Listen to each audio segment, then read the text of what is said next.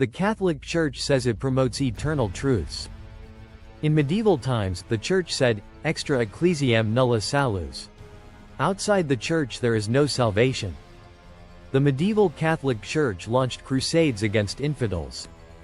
It banned books by freethinkers. It burned heretics and apostates. It had a terrifying inquisition to test whether people were on the true path. It put Galileo on trial. It executed Giordano Bruno.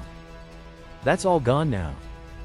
The current Catholic Pope has signaled that Catholicism has ended. Once upon a time, there were only Catholics in heaven. Now, you no longer need to be a Catholic to get to heaven.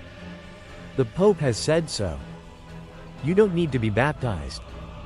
You don't need the sacraments. You don't need priests.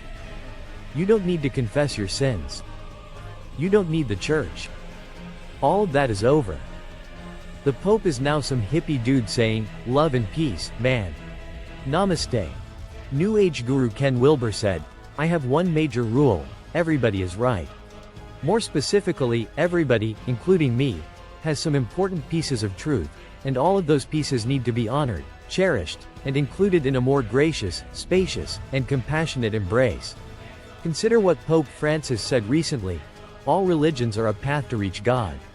They are, I make a comparison, like different languages, different idioms, to get there. But God is God for everyone. Is there any difference between the Pope's beliefs and those of the distinctly anti-Catholic Ken Wilber? How can the Pope have views identical to a non-Catholic and yet be the leader of the Catholic Church?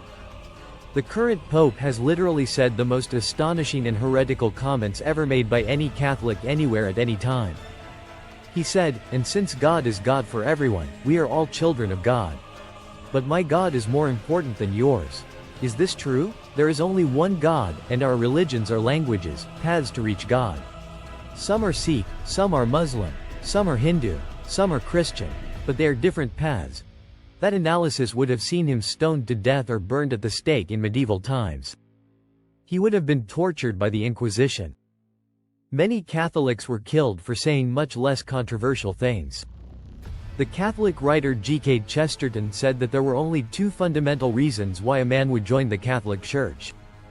He believed it to be the solid objective truth, whether he liked it or not.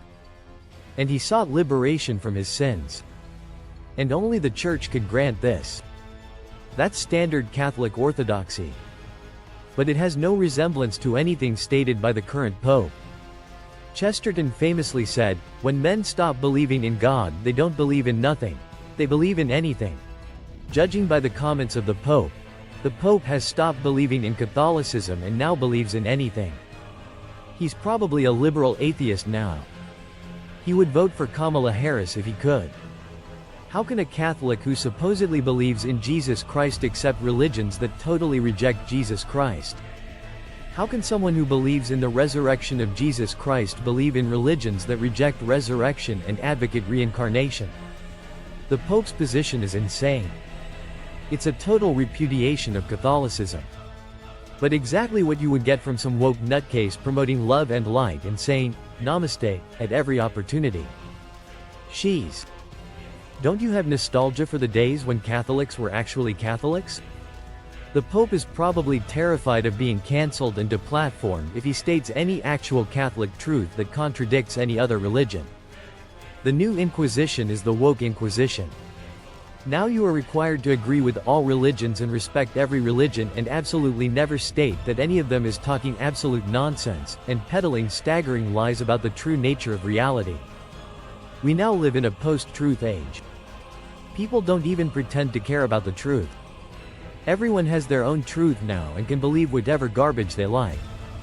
Nietzsche said, God is dead. Even worse, the truth is dead now. Catholicism preaches irrational idiocy, but there's no point in attacking it anymore since it doesn't even believe its own lies now. It has given up the fight. It couldn't care less what the truth is. Nietzsche said, the downfall of Christianity, through its morality, which is insuperable, which finally turns against the Christian God himself, the sense of truth, highly developed through Christianity, ultimately revolts against the falsehood and fictitiousness of all Christian interpretations of the world and its history. The recoil stroke of God is truth, in the fanatical belief, is all is false. Even the Pope can no longer abide the deceit of Christianity. He no longer defends any Christian truths. Shouldn't we have the Church of Nietzsche now and commit ourselves to the actual truth?